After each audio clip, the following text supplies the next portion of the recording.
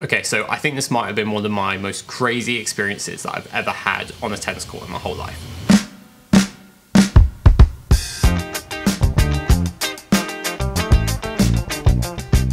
Okay, so this was my second day being a hitting partner for the Boodles exhibition event. And for day one, I was lucky enough to practice with Andrei Rublev, which was one of the most crazy experiences I've ever had. And experiencing a ball like that coming towards me is something that I'll definitely never forget. But for day two, I had no idea who I was going to practice with. And how it worked for this event was basically that you just turned up and you had to look at a practice sheet to see which players needed a hit and see which player had your name next to it, basically. And because there was only two of us as the hitting partners for this one, we had quite a lot of hits between us, and so we were able to hit with such a variety of top players, and it was just such an incredible experience.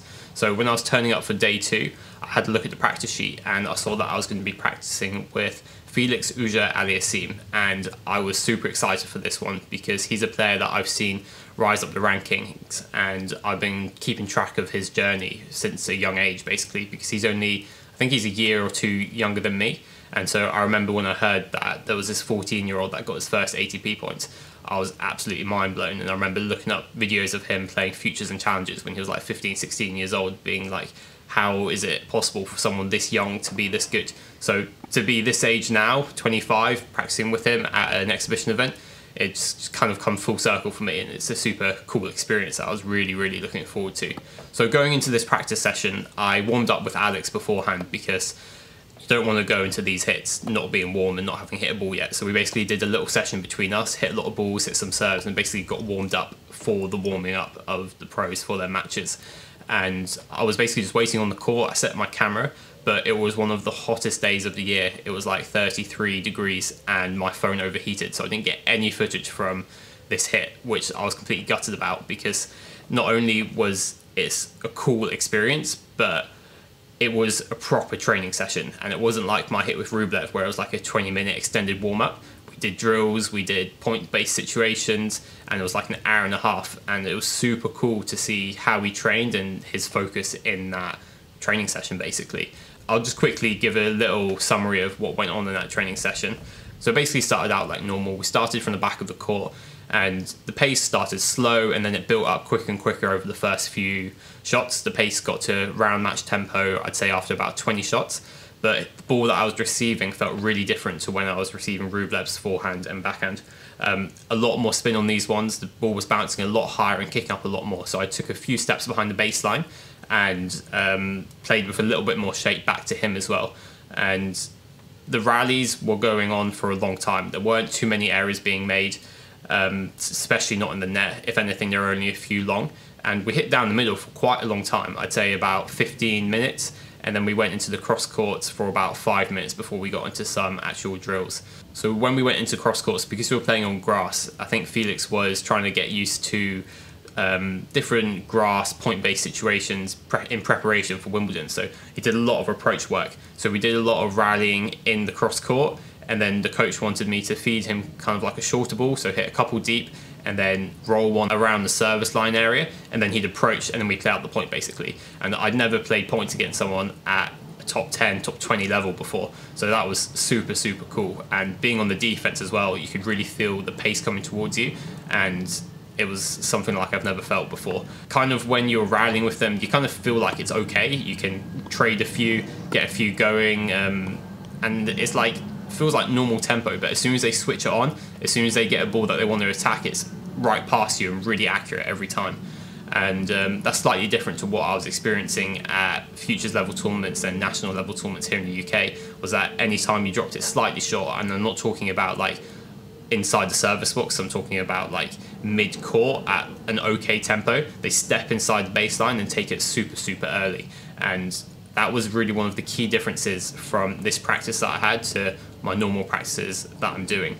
So going back to what the session looked like, we went into the cross courts, he did some approach-based stuff, and then we did another drill where I was trying to run across the baseline. The coach would feed me like a running forehand. I'd then hit like a slice or a low fast ball up the line, and then Felix would take the ball early, cross court, and then we'd play out the point from there. And I think what he was trying to do was take it early, going cross court, and catch me out off like a bad down the line shot, and then he'd try and cut to the net really quickly and then put the ball away. So we did that point situation over and over again, and this was something that was a big takeaway for me. Normally when I'm doing drills, I do it about 5, 6 or 7 times and then move on, or we play like a first to 10 and then move on.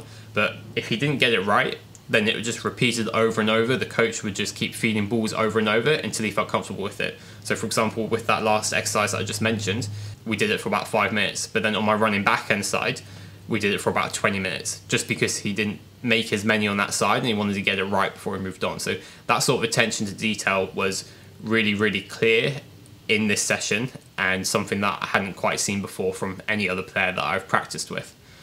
The rest of the session was pretty standard. We did some more stuff where he was at the net and I had to move him around. It was me on the court with the coach at the same time for that one. So we basically had to try and pass him at the net, and he was just trying to put the ball away whenever he had the opportunity, and then some smashes, and then 20-30 minutes of serving practice, and that was kind of the session complete. So I kind of thought that was going to be it for me that day, because there was a session in the afternoon that might have needed a hitter, but we weren't too sure and we didn't think that that player was going to need a hitter. So I finished up the session, shook hands with Felix, and obviously said thanks for the opportunity because it was unbelievable. And then as I was walking back to the waiting area, I saw Dylan G coming towards me, and I knew that he was going to be there that day because we messaged a little bit on Instagram when he said that he was going to be at the event, and I told him that I was going to be there as well. He was able to watch the end of my practice with Felix, and if you saw any footage that I overlaid whilst talking here, that was from him. So big thanks for him, because without that I wouldn't have had any footage for this video, and I wouldn't have had any sort of evidence, as it were, that the hit with Felix actually happened. But yeah, so I got chatting, and he's a super cool guy, and I love his content on Instagram and YouTube, and I think he's a really good coach. And we basically just decided in that moment to hop on the grass court and film one of his Train with Dylan episodes, which I was super excited about. So that was kind of like my afternoon, and a completely surreal day, because practicing with Felix in the morning and then playing with Dylan in the afternoon, it was just something that I would never have been able to plan or thought would ever happen. So for the second part of this video here, I'm going to dive into that session with Dylan and then give you all my thoughts about it, because he's already uploaded his perspective of the session on his episode on Train with Dylan, so make sure you go watch that as well. But here I'm just going to give a little bit more of like my analysis of the session and what I thought about the points that we played. So let's get into that.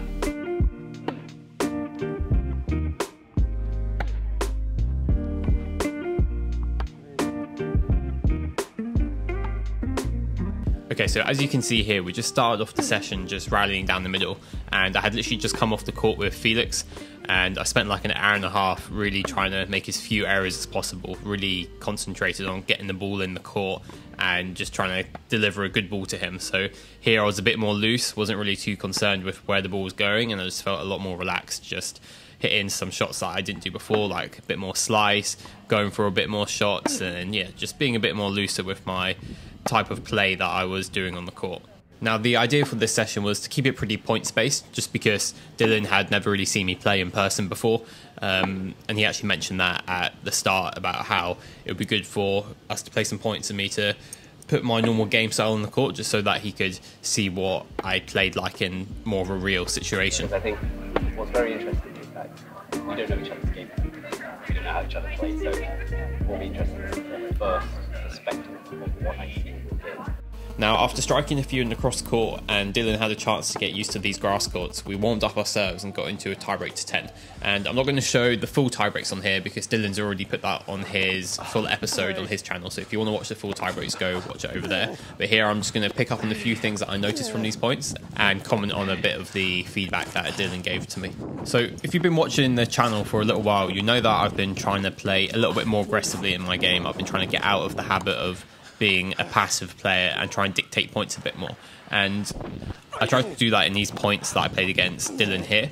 And something that he picked up on was how what I was doing was really good and I was constructing the point well, but too many times I missed opportunities that were there for me and balls that should be put away balls, and this was really crucial. You were in control of those points. You were there to win the points. Yeah. Like you had the forehand volley on top of the net where you pushed slightly long. Yeah. But then the next point you did backhand. I think it was a backhand open court. Yeah, I feel a lot more comfortable with that backhand volley. And that one was crisp because you had that set boom boom. Yeah. And I think if you tidied up those points, it would have swayed in your favour for sure. So like this point here is a great example of me actually doing it really well. Like I'm controlling the point, I'm moving my opponent around, and then when I get the opportunity to finish it, I put it away. And too many times in matches, I do this really well, and then when I get to that finishing ball, I miss the smash, or I miss the volley, or I miss the easy forehand. And it just happens 1, 2, 3 too many times, and those crucial points are swing points in games and sets, which change a set from being 6-4 one way to 6-4 the other way. And the best players are the ones who are able to put the balls away when they need to do it in a crucial point situation. Okay, so the next point that Dylan made was about having a high first serve percentage. Our first serves, both of us had a low first serve percentage. Yeah. I even mentioned, I said, I'd love to have a higher first serve percentage, and I made 0 out of 3 in the first No way. 3 points. Oh, that's so funny. And so what I realized is that maybe I was going for too much, or maybe I put too much pressure on myself trying to go for making that first serve rather than sticking to my guns. My favorite serves are slice tea on the juice, slice but I don't add. Yeah. I've got to just do what I'm best at. And I think that's a really good point about having a clear pattern for your first serves. And I do have my favourite serves here and there, but often when I get into point-based situations, especially in matches, I kind of lose the thought process a little bit before the point, and I kind of just serve without fully thinking about the score and the pattern that I want to use. And I think that kind of comes down to the between point routine and just making sure that when you reset for the next point, you have that clear vision of where you want to serve and how you want to execute that next ball, and having a couple patterns that you know that you're going to pull out at the key moments when you need it in the match. And then the final key takeaway from the session was about the returns and the importance of just putting a little bit more pressure on them and doing something with it rather than just rallying it back short in the service box.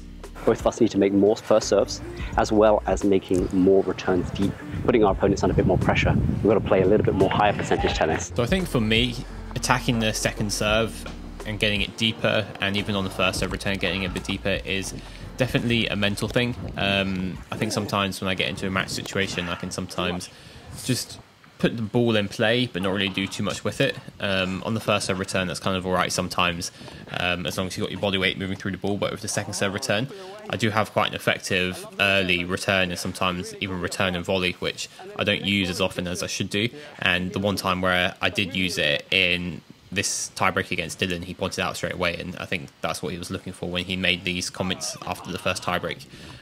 So yeah, that's definitely something that I need to look to do a little bit more and use it tactically, and pull it out every now and then on certain point score situations, and use it with a little bit more intelligence.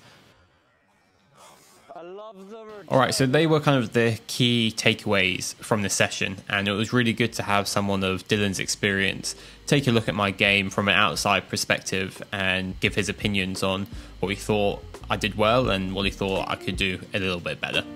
So yeah, after we finished filming that session, that was basically my day as a hitting partner at the Boodles done, and absolutely crazy experience, and I'm so grateful to be able to have had that experience playing with the top pros, and then being able to be at an event where I'm able to meet such cool people like Dylan. So that's day 2 done, but there were still 2 more days to go, and I was super excited to see what players had been confirmed for the last 2 days of the exhibition, and to check the practice sheet in the morning to see what players I was lined up to play with.